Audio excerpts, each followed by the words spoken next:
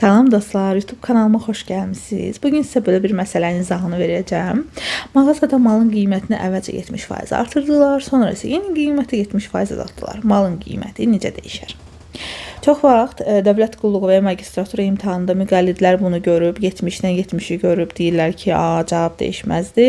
Xeyr dostlar, bu heç də belə deyil. Gəlin sizə izahını verim. Deməli, belə misallarda və məsələlərdə daha doğrusu biz nəyə götürürük? Faiz məsələlərində əgər bizə verməyibsə ilkin qiyməti, məsəl üçün deyək ki, bugün bağçaya uşaqların 20% gəlmişdi və yaxud da ki, imtahanda uşaqların 60% iştirak eləmişdi. Belə suallar qarşımıza çıxanda ilkin qiyməti 100 götürürük dostlar. Çünki faizdə 100-lə işləmək daha asandır. 100-ü götürürük, deyir ki 70% artırdılar. Əvvəlcə 100-ün 70%-ni tapırıq.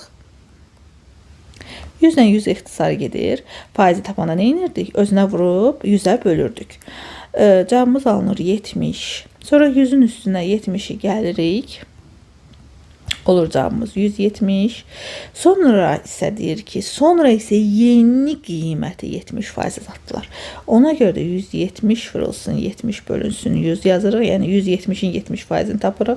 Burada sıfırlarla 100-ü ixtisar eləyirik. 17-ni 7-yə vuranda cavabımız olur 119. 119-u da deməli nə edirik? 170-dən 119-u çıxırıq. Çünki nəyə azaldılıb?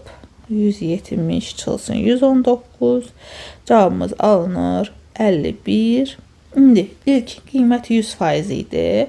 Biz 51% tapdıq. İndi biz bu 100-dən 51% çıxırıq və cavabı 49% azalar tapırıq.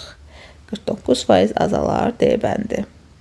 Deyirsiniz ki, niyə 51-dən? Çünki biz 51 tapdıq ki, 51% olub. Qiymət 51% olub. Ona görə də 100-dən 51-i çıxırıq ki, tapaq neçə faiz azalıb. O da tapırıq ki, 49% azalıb. Gəlin başqa bir məsələdə izah edeyim sizə. Qiymətlər dəyişək. Məsələn, bu dəfə olsun 40% deyək. Bu dəfə nə edirik? Yenə qiymətimizi, ilkin qiyməti 100 götürürük. Birinci 40%-ni tapırıq. Yenə 100-lə 100 ixtisar gedir. 40 tapırıq və tapdığımız 40-ı 100-ün üstünə gəlirik. 100 üstə gəlsin 40 elə 140 eləyir. İndi isə sonra deyir ki, sonra isə yeni qiyməti 40% azaltdılar. 140-ı vururuq 40-a, bölürük 100-ə.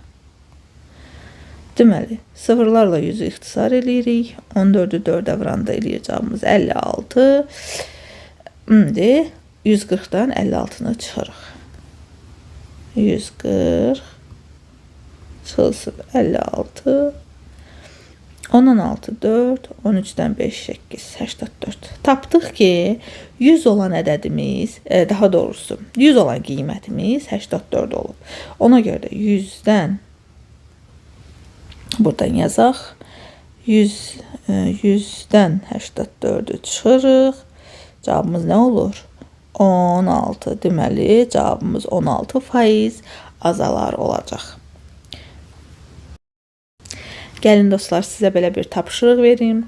Deyir, mağazada malın qiymətini 80% artırdılar. Sonra yeni qiyməti 80% azaltdılar.